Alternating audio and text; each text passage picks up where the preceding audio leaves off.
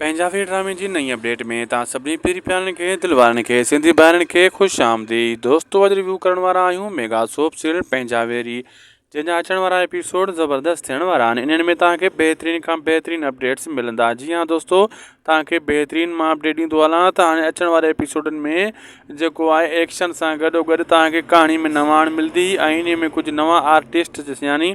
कुझु नवां अदाकार बि तव्हांखे पंजाबी ड्रामे में ॾिसण वटां मिलंदा,